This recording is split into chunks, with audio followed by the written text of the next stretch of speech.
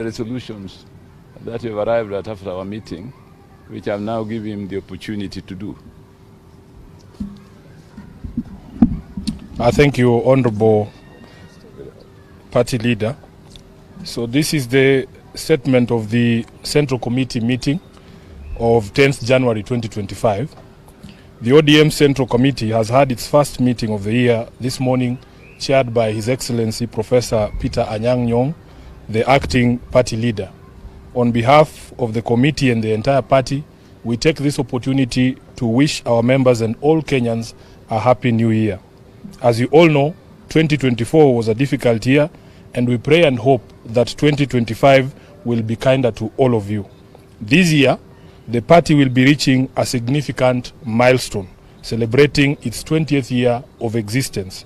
This is also the year that the Africa Union Commission will decide on its next chairperson, and we continue to wish our party leader, whom as you know is contesting the seat, all the best in his quest. We have no doubt that he will bring it home for all Kenyans and for Africa. Given the significance of the year ahead, we want to assure our members and the public at large that ODM shall remain a force for good. We shall remain the foremost defender of democracy with all its attendant freedoms and full participation of the people, transparency, good governance, justice, fairness, and equity. These are the values upon which this party was founded and must remain our guiding star in all engagements with issues affecting the people. We call on all our members to remember that ODM remains a distinct political party in competition with all others to win power by democratic means. To this end, we must all be guarded in pronouncements on the future of the party and particularly refrain from beating the drums of our competitors.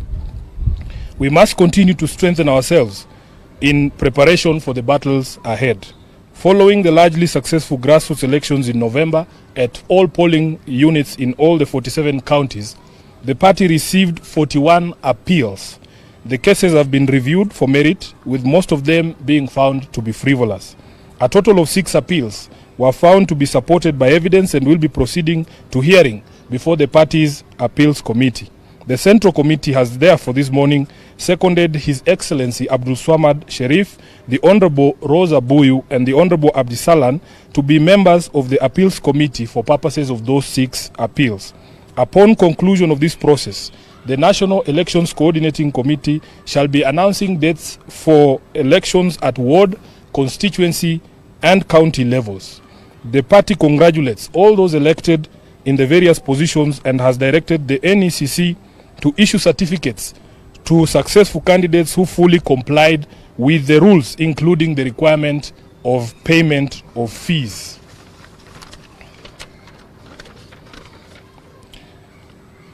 This meeting further resolved to convene a meeting of the party parliamentary group prior to the resumption of regular sittings of Parliament in February to consult with our members on priority legislative business for the party.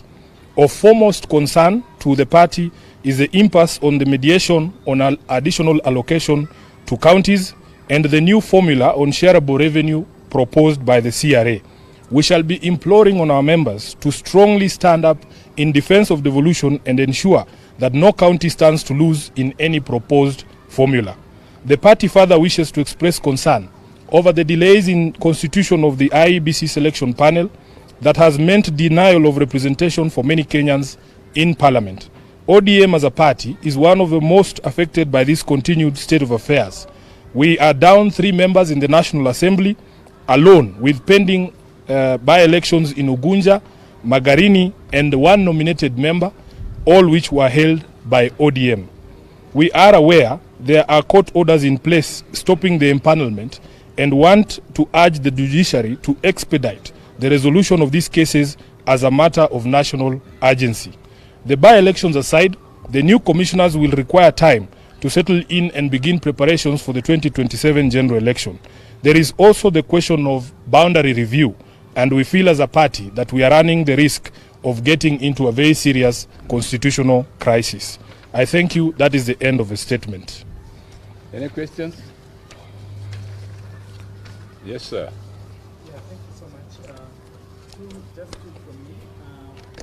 Number one, is towards the secretary. You are recently quoted, making a remark in regards to a party position supporting the regime.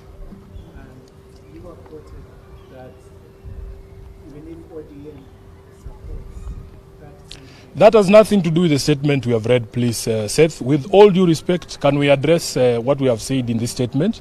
We have made it clear here in the statement that all our members, the SG included, must be guided in the remarks regarding 2027, and that we exist as a political party independent and ready to battle it out for power with all the other existing political parties. I think that should be sufficient.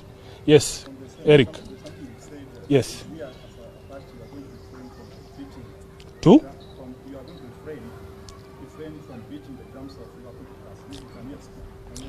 I think it is clear that we are ODM.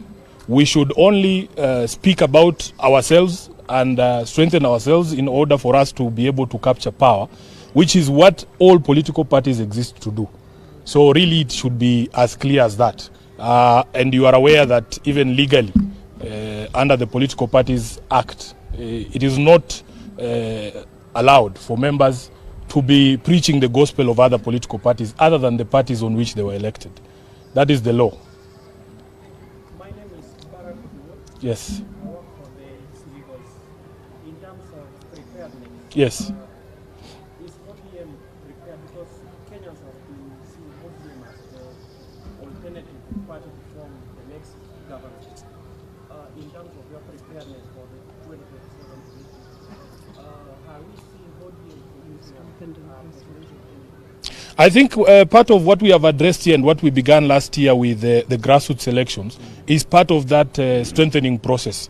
We are very proud. We received a report from the National Elections Coordinating Committee that right now, if they showed you the database, ODM has now committees in place in all the over, how many? 39,000 polling centers, which is one of the ways in which we are strengthening ourselves. We need to have a solid grassroots presence. And as I've said, once the process of appeals is done, we will be moving to elections at the ward, constituency and county level. We want to have a full team in place so that we can be able to take on the challenges that will come ahead of us.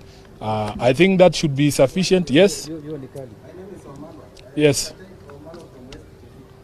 Pertaining the constitution of IEBC. Yes. As a party, do you have a timeline within which the commission should be? It is not in our hands because, as we said, there is a court order, I think, that was secured from a court in Kiambu, stopping the empanelment of that selection panel.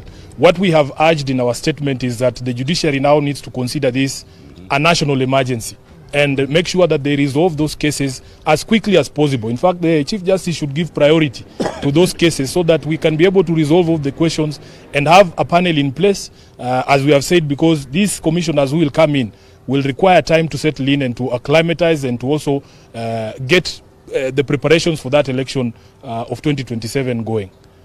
Thank you very Asante much. sana. Mungu awabariki. Yeah.